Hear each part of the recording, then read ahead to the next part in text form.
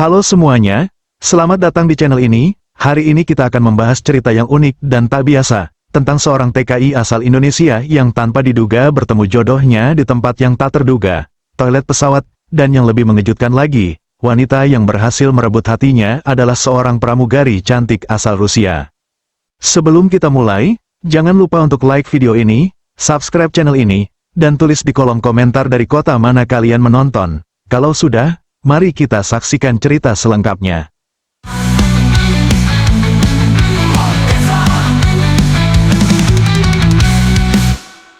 Cakra, seorang pemuda berusia 28 tahun asal Jawa Barat, memulai perjalanan hidup yang tak pernah ia bayangkan sebelumnya.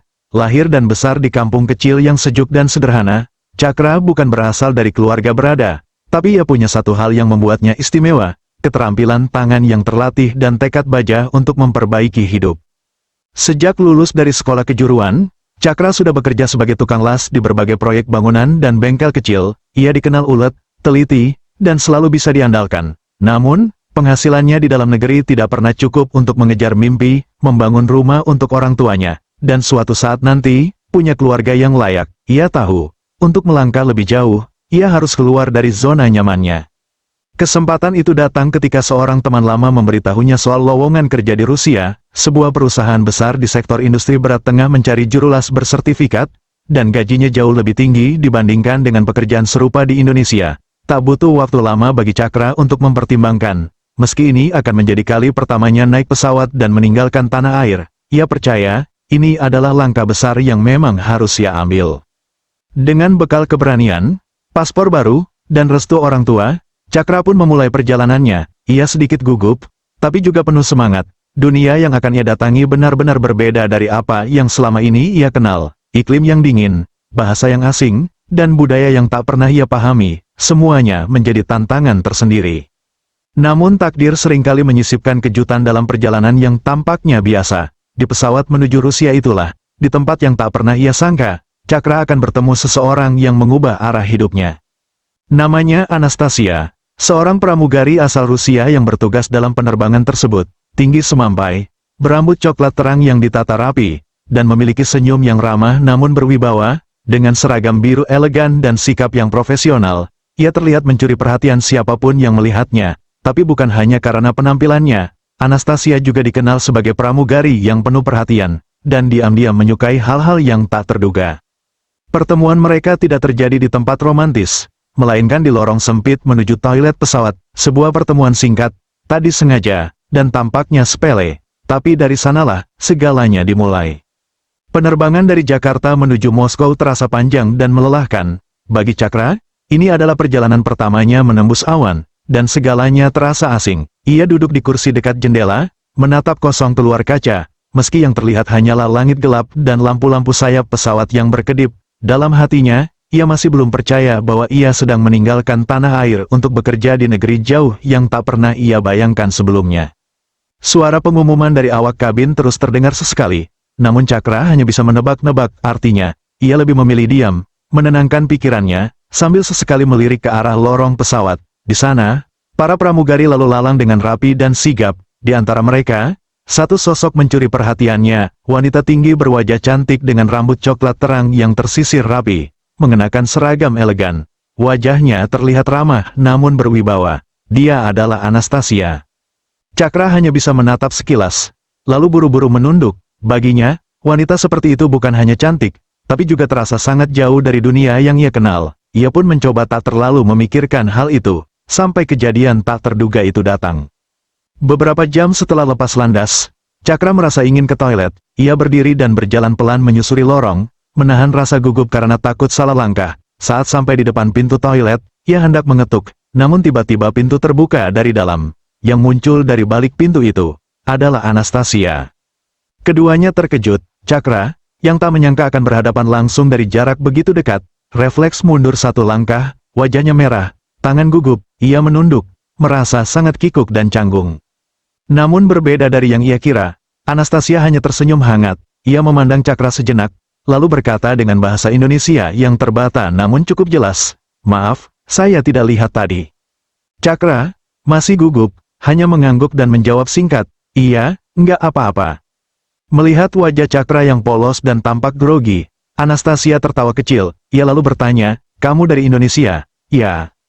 Cakra mengangguk pelan. "Iya, saya mau kerja di Rusia, baru pertama kali naik pesawat." Wajah Anastasia tampak terkejut dan kagum. Ia memandang Cakra dengan tatapan berbeda, ada rasa hormat, mungkin juga rasa ingin tahu. "Wah, semangat ya, Rusia bagus. Tapi dingin, kamu harus siap." Percakapan itu berlangsung singkat, namun terasa akrab. Suasana yang awalnya kaku berubah jadi hangat. Cakra mulai merasa sedikit lebih nyaman, meski tetap menunduk karena malu. Anastasia lalu pamit dan kembali berjalan menyusuri lorong kabin, sambil menoleh sebentar dan tersenyum. "Hati-hati ya, semoga suka Rusia." Cakra berdiri diam, masih di depan pintu toilet yang belum sempat ia buka. Pikirannya melayang. Entah kemana, ia tahu itu cuma momen kecil, tapi entah mengapa, ia merasa seperti baru saja membuka pintu ke sesuatu yang lebih besar dari sekadar perjalanan kerja. Setelah mendarat di Bandara Internasional Sheremetyevo, Moskow, Cakra melangkah turun dari pesawat dengan perasaan campur aduk. Di satu sisi ia lega, akhirnya sampai dengan selamat, tapi di sisi lain, ia mulai merasakan tekanan dari dunia asing yang kini ada di sekelilingnya. Udara dingin langsung menyergap begitu ia melewati pintu terminal. Napasnya terlihat seperti asap, dan jaket pinjaman yang ia bawa dari rumah terasa tak cukup melindungi tubuhnya. Sambil menyeret koper kecil yang roda satunya mulai goyang, Cakra berjalan pelan menuju area pengambilan bagasi. Matanya celingukan, mencoba memahami papan-papan petunjuk yang ditulis dalam huruf-huruf yang tampak seperti simbol misterius baginya. Bahasa Rusia benar-benar di luar nalar. Ia bahkan nyaris masuk ke toilet wanita karena salah membaca tulisan.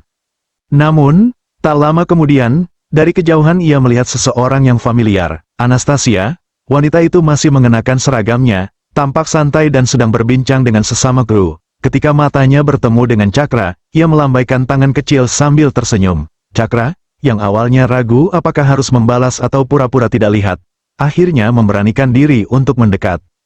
"Sudah sampai, gimana? Pusing?" tanya Anastasia sambil tertawa kecil. "Sedikit, tapi masih hidup," jawab Cakra polos. Mereka kembali mengobrol ringan. Kali ini, Cakra lebih berani bicara, meskipun tetap kaku. Anastasia lalu bertanya apakah Cakra sudah punya nomor lokal. Cakra gelagapan, mengeluarkan ponsel jadul miliknya, ponsel dengan tombol fisik dan layar kecil yang bahkan tidak ada koneksi internet. Anastasia tertawa terbahak-bahak saat melihatnya. "Ini ponsel beneran? Saya kira ini kalkulator," katanya sambil memegangi perut. Cakra ikut tertawa, meski agak malu. Tapi dari situlah awal kedekatan mereka mulai tumbuh, dari obrolan-obrolan ringan yang diselingi tawa dan kekikukan yang justru membuat segalanya terasa lebih manusiawi. Sebelum berpisah, Anastasia menuliskan nomor ponselnya di secari kertas. "Kalau kamu sudah punya nomor Rusia, kirim pesan ya, saya ajari kamu cara naik metro, cara beli makanan, dan cara bedain toilet pria dan wanita," katanya sambil mengedipkan mata. Cakra tertawa geli. "Tolong, itu penting." Hari-hari berikutnya, Cakra mulai menyesuaikan diri dengan lingkungan barunya di tempat kerja, sebuah pabrik besar yang berada di pinggiran kota. Ia tinggal di asrama karyawan bersama beberapa pekerja migran dari negara lain. Suhu udara yang membekukan dan makanan yang serba kentang serta daging asap membuatnya sempat ingin menyerah. Namun, di sela-sela rasa lelah, ada satu hal yang membuatnya tetap semangat, pesan-pesan dari Anastasia. Mereka mulai sering bertukar pesan. Awalnya sederhana, "Sudah makan, hati-hati dingin," atau "Jangan lupa pakai jaket 2 lapis." Tapi lama-lama, mereka saling bercerita tentang kehidupan masing-masing. Cakra bercerita tentang kampung halamannya, tentang nasi goreng dan mie ayam, tentang kucing peliharaannya yang bernama Gondes. Anastasia membalas dengan cerita masa kecilnya di pinggiran St. Petersburg, tentang salju yang setinggi lutut dan mimpi masa kecilnya jadi penari balet. Suatu malam, Anastasia mengajak video call. Cakra yang baru pulang kerja dan masih mengenakan kaos dalam robek di pundak, langsung panik. Ia buru-buru ganti baju, menyisir rambut dengan garpu karena sisirnya tertinggal di koper, lalu duduk dengan latar belakang tembok asrama yang penuh tempelan poster jadwal kerja. Begitu wajah Anastasia muncul di layar, Cakra hanya bisa tertawa kaku. "Kamu pakai garpu buat sisir ya?" tanya Anastasia tiba-tiba. Cakra terdiam, lalu melongo. "Kamu lihat, kelihatan dari rambut kamu, kayak habis berantem sama angin." Mereka berdua tertawa keras malam itu, dan di tengah tawa itu, perlahan tumbuh sebuah kedekatan yang tak hanya didasari rasa ingin tahu, tapi juga rasa nyaman. mereka sama-sama belajar mengenal satu sama lain tanpa memaksakan apapun. Cakra mulai melihat sisi lain dari Anastasia, sosok wanita yang bukan hanya cantik, tapi juga cerdas, sederhana, dan punya hati yang hangat. Di saat yang sama, Anastasia juga mulai melihat Cakra bukan hanya sebagai pemuda asing yang canggung, tapi sebagai pria yang jujur, pekerja keras, dan punya kebaikan alami yang sulit ditemukan di tempat lain. Dan tanpa mereka sadari, pertemuan singkat di lorong toilet pesawat itu mulai tumbuh menjadi sesuatu yang lebih besar dari sekadar kebetulan. Hari-hari berlalu, dan musim mulai berganti, dari dedaunan yang mulai menguning, hingga jalanan yang akhirnya dilapisi salju putih tebal. Semuanya terasa baru bagi Cakra. Ia mulai terbiasa dengan suara mesin pabrik, dengan ritme kerja yang keras, dan dengan makanan Rusia yang rasanya masih saja bikin ia rindu sambal dan kerupuk.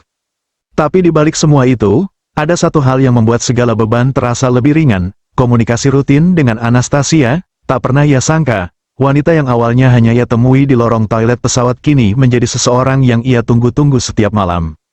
Sampai suatu hari, Anastasia mengirim pesan, "Akhir pekan ini aku libur, mau ketemu nggak?" Cakra yang sedang duduk di kantin pabrik, nyaris menjatuhkan sendok. Ia membacanya 2 kali, 3 kali, memastikan ini bukan mimpi atau salah baca. Dengan jari gemetar, ia menjawab, "Mau banget." Hari Sabtu, mereka sepakat bertemu di pusat kota.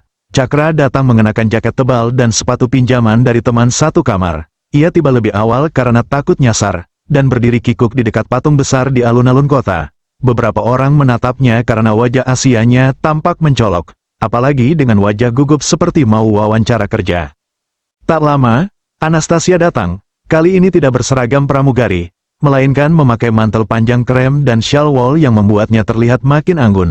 Wajahnya berseri saat melihat Cakra. "Kamu datang juga, hebat, nggak nyasar." Cakra tertawa malu. Tadi sempat salah turun stasiun, hampir ke pasar ikan. Hari itu, mereka berjalan menyusuri taman yang mulai tertutup salju.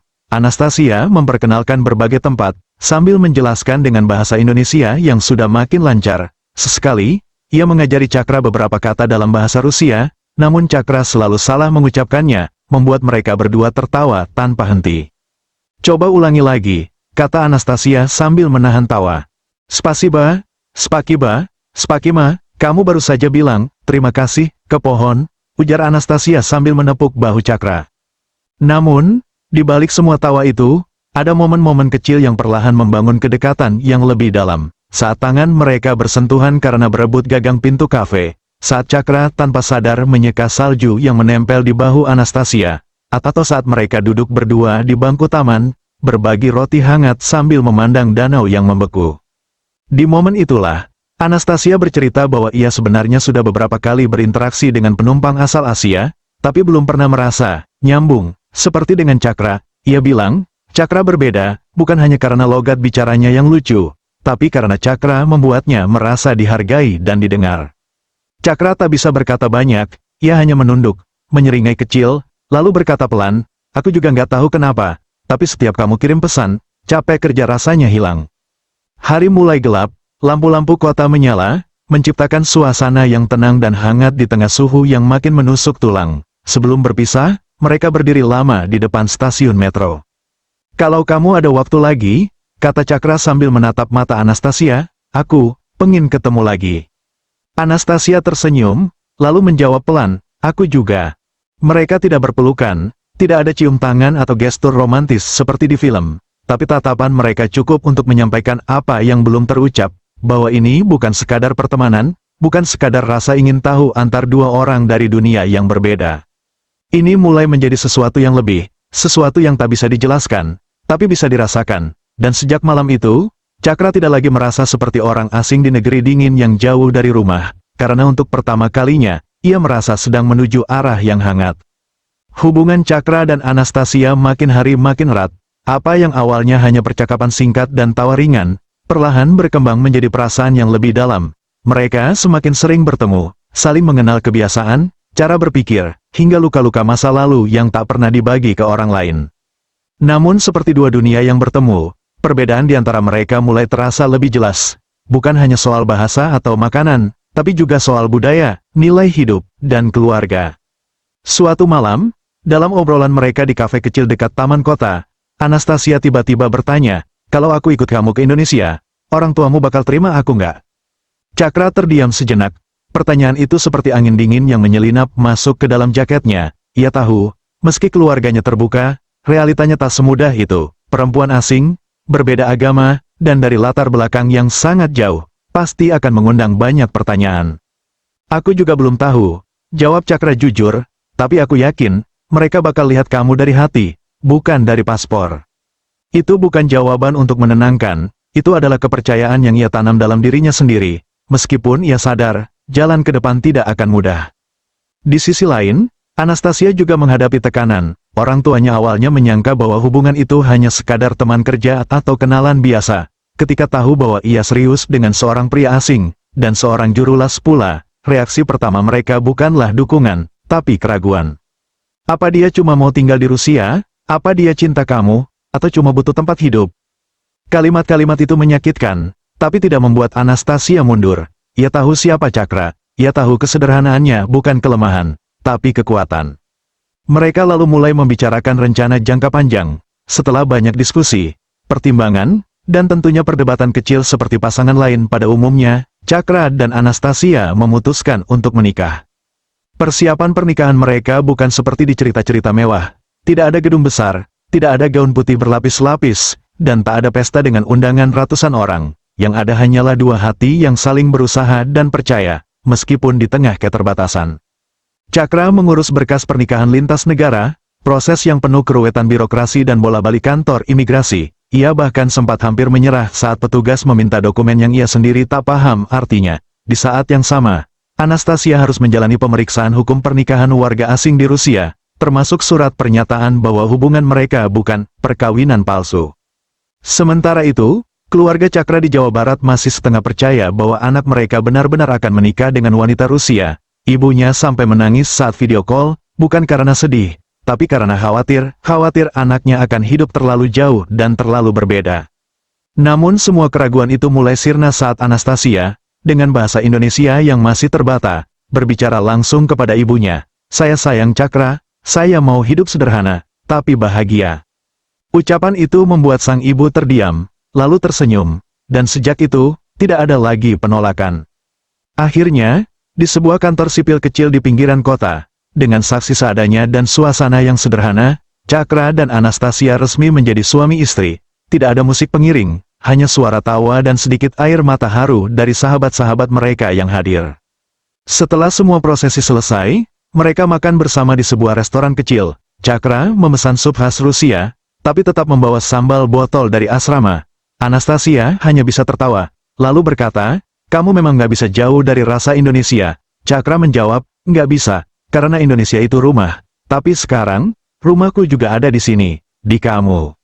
Setelah resmi menjadi suami istri, kehidupan Cakra dan Anastasia tidak serta-merta berubah menjadi kisah manis tanpa hambatan. Justru dari sanalah perjuangan mereka benar-benar dimulai. Tapi bedanya, kali ini mereka tidak lagi berjalan sendiri. Cakra tetap bekerja di perusahaan las yang sama. Namun kini ia pulang bukan lagi ke kamar asrama sempit, melainkan ke sebuah flat kecil yang mereka sewa bersama. Flat itu tidak mewah, hanya ada satu kamar tidur, dapur kecil, dan jendela yang menghadap ke gang sempit. Tapi di sanalah mereka belajar menjadi keluarga.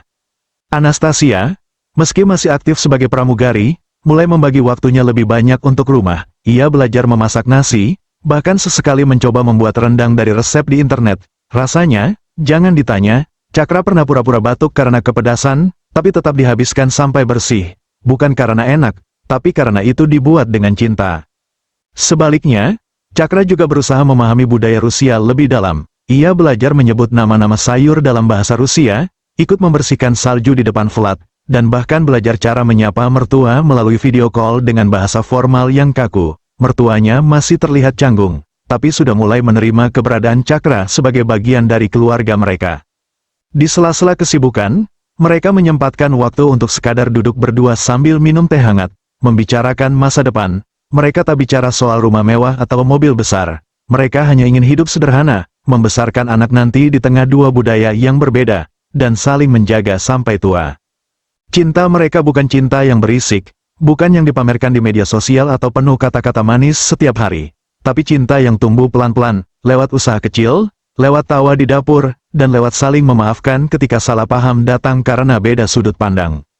Dan mungkin, itulah cinta yang paling tulus, sahabat semua. Itulah cerita tentang perjalanan hidup seorang TKI asal Jawa Barat bernama Cakra, yang tak pernah menyangka akan menemukan cinta sejatinya di tempat tak terduga, di lorong sempit menuju toilet pesawat, bersama seorang pramugari cantik asal Rusia bernama Anastasia.